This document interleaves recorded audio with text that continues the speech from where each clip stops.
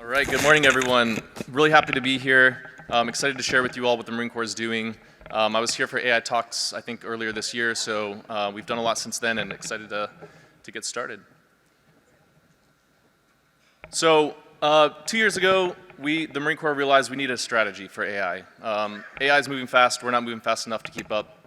And so we started working on the AI strategy. We put together the AI working group to get after this and figure out what is it that the Marine Corps should focus on. How are we going to get faster at developing, adopting, integrating AI into the workforce, both at the enterprise for the business practices, but also for the warfighter.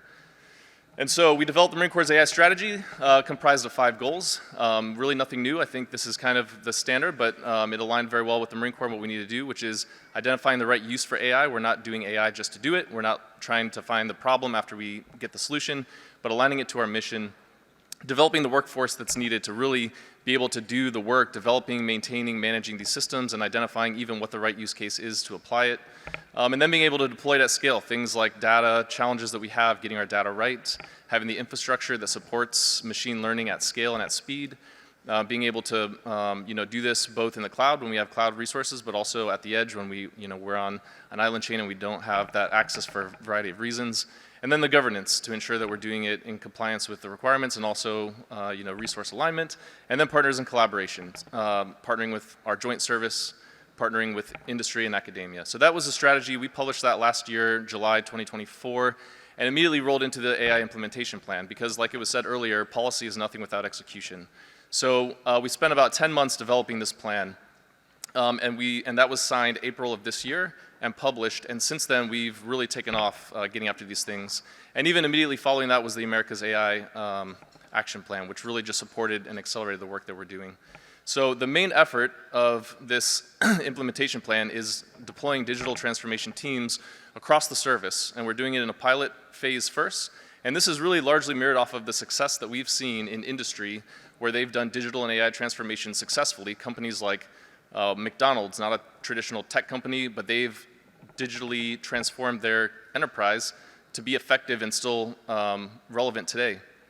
And so these teams, they're modeled after the agile pods that are typical in industry, and we've deployed 3 of them so far. You can see the green check boxes there, one at 2MEF, which is in Camp Lejeune, North Carolina, one at Marine Corps Logistics Command in Albany, Georgia, and another in MAR4PAC, closely partnered with Indo-PACOM, a strategic partner in the Pacific region. And so these teams now, I think when I spoke last, we only had 1 at 2MEF, and we've since stood up 2 more, and they are getting after the AI implementation plan, identifying the relevant use cases, predictive maintenance, predictive analytics, force predictions on what supplies are needed and where they're needed and when.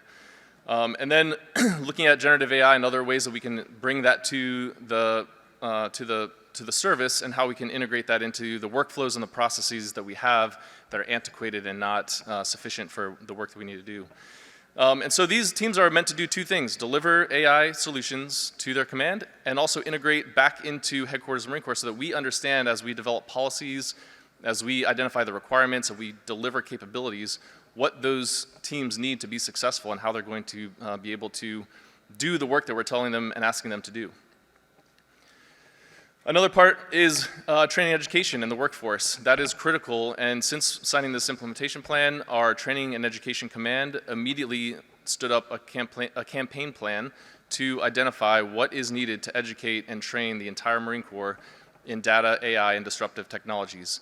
They're finalizing that plan now, and as they're doing that, we've also rolled out several other initiatives. We've partnered with the Air Force and MIT.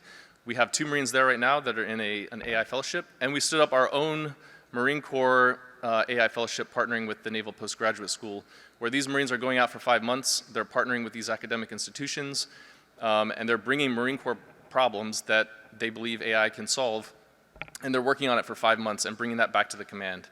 It's really great. We're really excited to see this, and we're looking to do more of those as we continue moving on. And that's just a piece of the workforce and the training education. There's a lot more that we need to do. We need to integrate it from the bottom up, so when you join the Marine Corps, you have a basic understanding of data entry, how that affects downstream when we want to do analytics and AI. And then infrastructure. I talked about being able to do it at speed and at scale. We can't do that without the right infrastructure. And right now we have some desperate efforts where we can do machine learning, but we don't have a unified AI infrastructure in the Marine Corps that enables us to connect to the data sources we need, transform the data, and then apply AI, machine learning, and generative AI on top of that. And so that is a major effort that we're getting after, and we're looking to do that very soon. And then AI governance. Like I said, there are a number of policy and compliance requirements. We need to ensure that we build systems that are trustworthy, that can be, that the Marines have trust in and they know how to use them. They understand the right and left lateral limits. They're not using it for the wrong purpose, but they're using it how it's intended to be employed.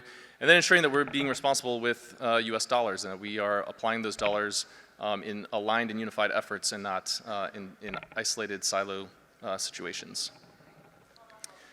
Okay, so that's kind of the implementation plan in a nutshell. I want to talk about a couple of the things that we're doing very soon that I think are very exciting. So we recently released a MAR-Admin, a Marine Corps Administrative Message, that we are conducting a Marine Corps Generative AI workshop in mid-November, November 17th through the 21st. This is open to government and industry and academia. We're very excited to do this. Essentially what this looks like is we're going to bring Marines from across the Marine Corps, from our digital transformation teams and elsewhere, to present what their key problems are that they believe generative AI can solve, how we can integrate it into the workflow and processes that they have, and then hear from our joint partners from the Department of Defense. It'd be great to hear from the CDC and others on what they're currently doing and how we can either partner or maybe push that problem aside because someone else is working it. We don't need to spin wheels on that one.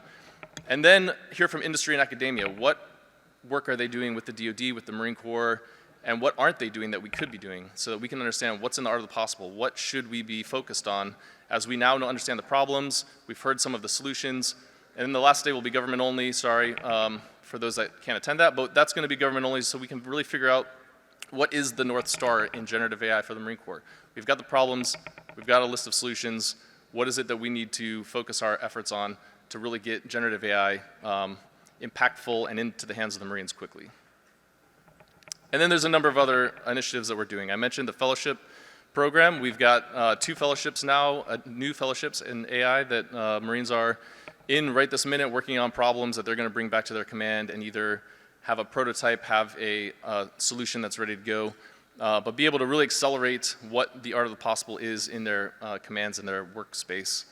And then we are doing a number of industry workshops. We've partnered with NVIDIA to do some workshops, GAI and some others, and Google, and we're really interested in bringing industry in so that we can help Marines understand what tools are available, what tools do they need to understand and know how to use, and how can they apply that to their day-to-day.